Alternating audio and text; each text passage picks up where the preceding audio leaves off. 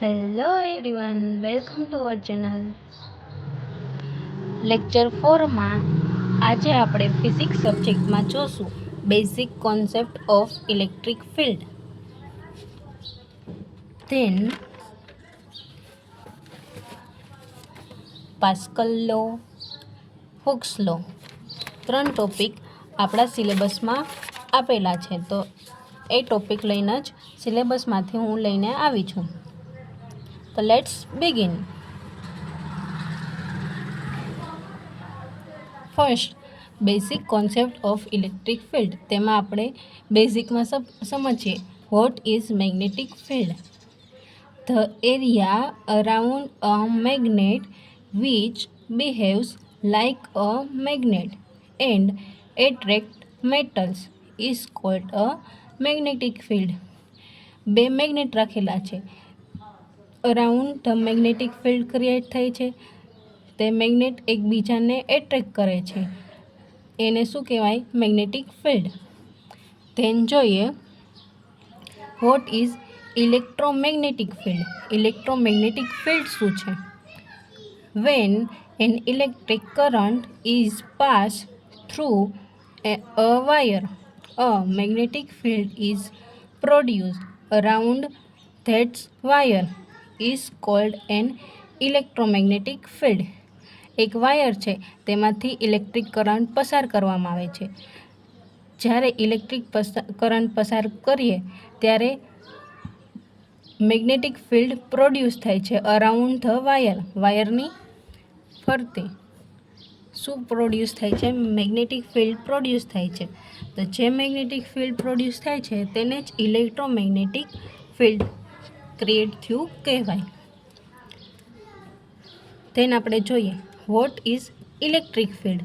Electric field શું છે?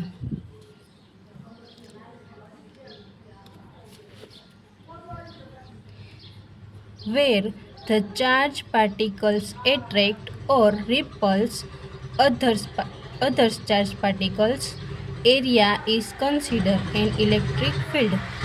એક પોઝિટિવ ચાર્જ છે, એક નેગેટિવ ચાર્જ છે, બંને એકબીજાને એટ્રેક્ટ કરે છે અથવા તો રિપલ્સ કરે છે. તો જે ચાર્જ પાર્ટિકલમાં ઇલેક્ટ્રિક ફિલ્ડ પ્રોડ્યુસ થાય બસ એને જ ઇલેક્ટ્રિક ફિલ્ડ કહેવાય છે.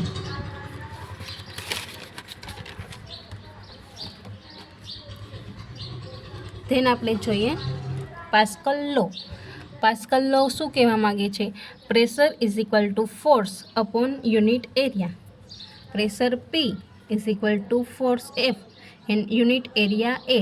એ શું છે? એરિયા.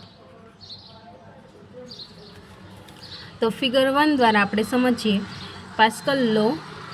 જ્યારે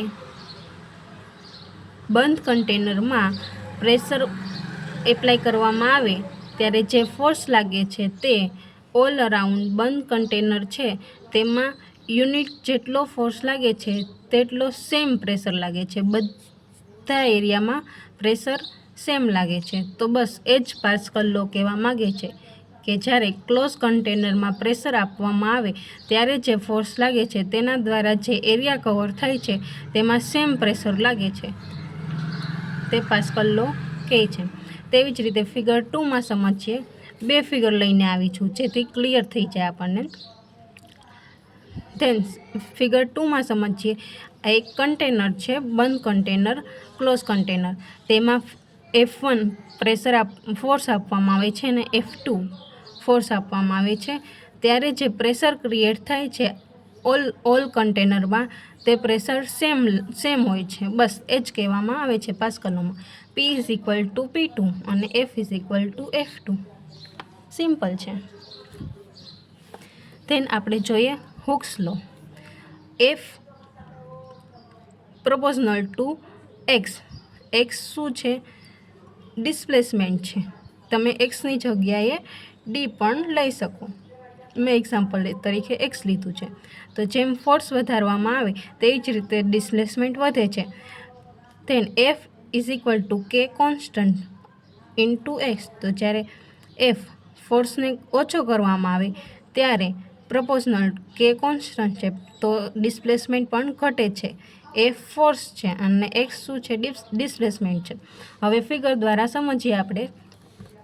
તો એમાં કહેવામાં આવે છે કે એક શું છે? ઇલાસ્ટિક છે અથવા તો સ્પ્રિંગ છે. ત્યારે જ્યારે સ્પ્રિંગમાં ફોર્સ વધારે આપવામાં આવે છે તો તેનું જે ડિસ્પ્લેસમેન્ટ છે તે પણ વધી જાય છે. તેવી જ રીતે ફિગર 2માં અને ફિગર 3માં સેમ સમજાવેલું છે. તેને હવે આપણે તેની ડેફિનેશન જોઈએ proper. Within elastic limits the stress developed is directly proportional to the strain produced in a body. બસ જે સમજાવ્યું છે તે જ કહ્યું છે ડેફિનેશનમાં પણ. ઓર second definition, the stress is directly proportional to the strain up to the limit of proportionality.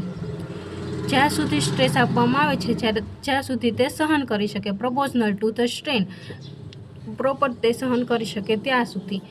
શું કીધું? સ્ટ્રેન અપ ટુ લિમિટ, તેના લિમિટ સુધી ઓફ પ્રોપોર્શનાલિટી.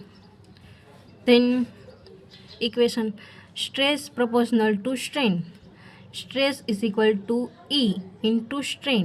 તો ઈ શું છે? તો where E is called a modulus of elasticity. It is the property of material. મટીરિયલની property છે. તો E is equal to stress upon strain. Thank you everyone. તમને જો મારો આ વિડીયો પસંદ આવ્યો હોય તો લાઈક કરો, શેર કરો એન્ડ સબસ્ક્રાઈબ કરો.